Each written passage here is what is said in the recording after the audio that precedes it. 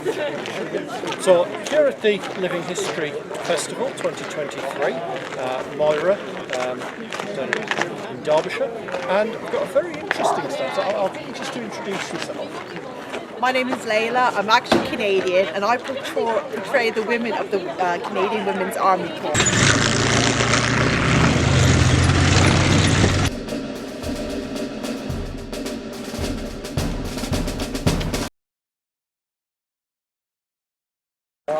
It's a very, very niche thing that you're sort of portraying. What got you interested in it? Well, I've been a reenactor for some time now, and I normally do German or Axis reenactments. Yeah. But I like portraying the women's role in the war. Yeah. So researching the German side of things, I'd like to know more about the Allied side of things, just to see what they thought about it too, and what opportunities career-wise were open to them as well.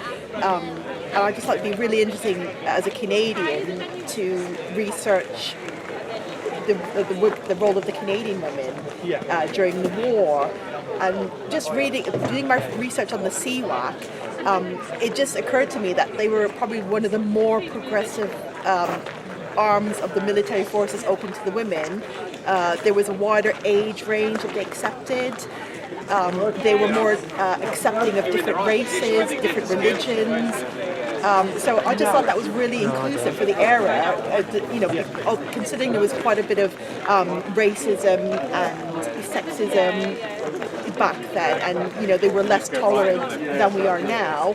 They were actually quite progressive for their time, and that really fascinated me. It does sound quite interesting. How big did the organisation get? By the end of the war, there was just under 22,000 Canadian women that had been enrolled in the CWAC. That's a surprisingly high amount. And 8,000 were deployed over to England, and then some of those were deployed to Italy. So that's really interesting. They're not an organisation that you do come across very often.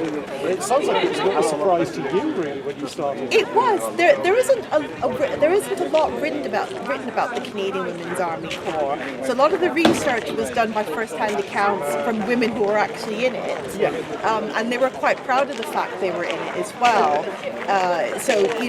They tended to write about their experiences more so than women involved in the other armed forces, such as the naval and the air force.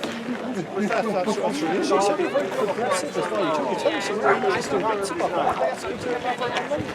Yeah, so the age range to be accepted into the Canadian Women's Army Corps was between 18 and 45, which was actually a wider age range than the naval and the air forces. Yeah. However, if you were older than 45, they would accept you into the forces, especially if you had a college education or university education, or you had some special skill. They would accept you in. A lot of the older women were fast-tracked to become officers, just because of their life experience and their work experience and their education and so on. They were also more tolerant towards people, who were homosexual, whereas in other military arms, they were less tolerant. So it was still very much a case of don't ask, don't tell. But if a woman was a lesbian, if they were discovered as being a lesbian, they weren't necessarily discharged. So it was very much a case of don't ask, don't tell. But if we do find out, it's okay. They accepted that there were women who were lesbian in the armed forces, but they tolerated it more. It wasn't like the men's side where you would be discharged. They considered it more of a medical issue rather than a moral issue that they thought of at the time. Which although to our modern eyes and ears is probably not as tolerant, it was more tolerant than you would think for the 1940s. I mean, people don't realise. I mean, the US Army is still segregated. Exactly. And with the Canadian Army, they also allowed Native Canadians to join. Now, Native Canadians even now still don't have as many rights as a normal Canadian, but they were allowed to join the Canadian Army, and one of the first Native Canadians to join was a lady named Mary Grey Eyes.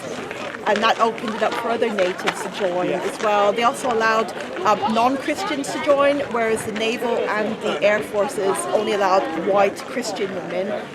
Other women of other faiths were allowed to join the Canadian Women's Army Corps as well. That's fascinating. And I was looking at the list of different trades that's open. You would say they actually offered to train as well. Yes, as long as you were willing and you were enthusiastic, you could be trained up for pretty much any of the jobs that you would like What I'll do is I'll get a shot of that. I'll put it on screen now. So it was fascinating. The one that surprised me was the whole thing, the county, which the county seems to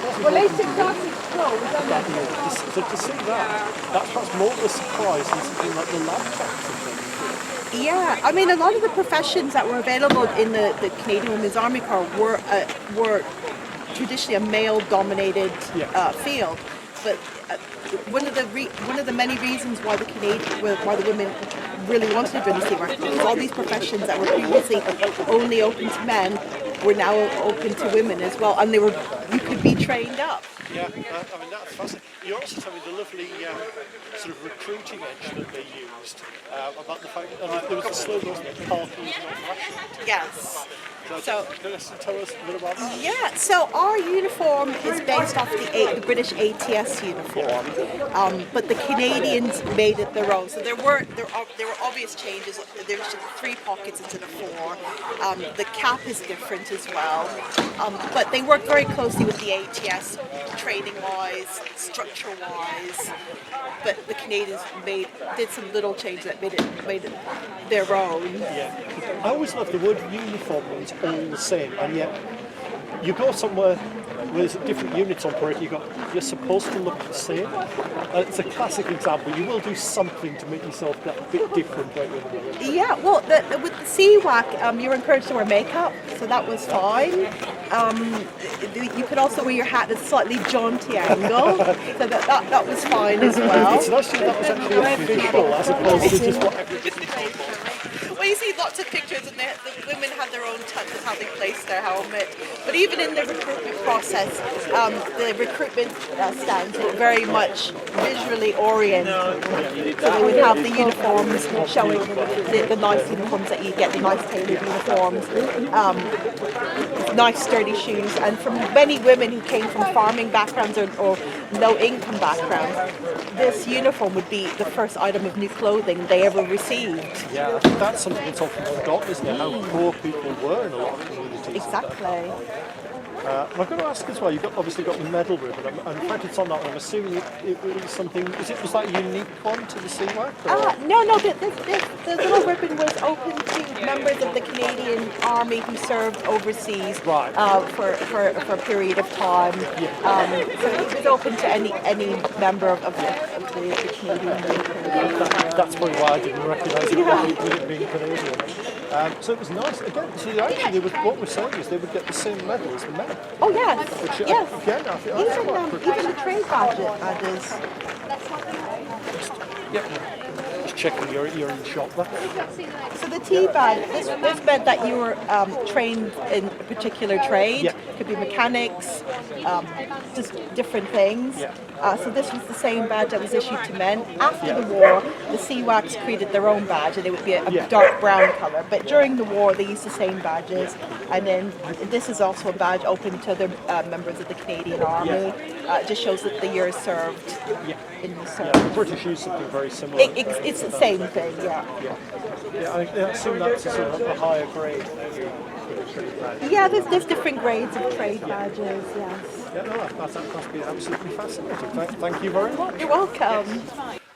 Hopefully you've enjoyed the video. If you have, please click on the like button below so that I know what people like and I know what to make more of. Alternatively, if you've enjoyed it and think you'd like to see more, please click on the subscribe button. That way you get notified by YouTube whenever I bring out a new video. And you never know, there might be something in there that you hadn't considered, because I do cover a variety of things on the channel. And finally, if you have a little bit of cash going, I now have a Patreon account. I'm always looking for patrons, because at the end of the day, let's be perfectly honest, it's a good way for me to get a little bit of money that will use to buy review items or to travel to museums and so on. I don't put a huge amount on that. At the minute all we've got is one tier charging £1 a month, which just, as I say, helps cover my costs. See you soon.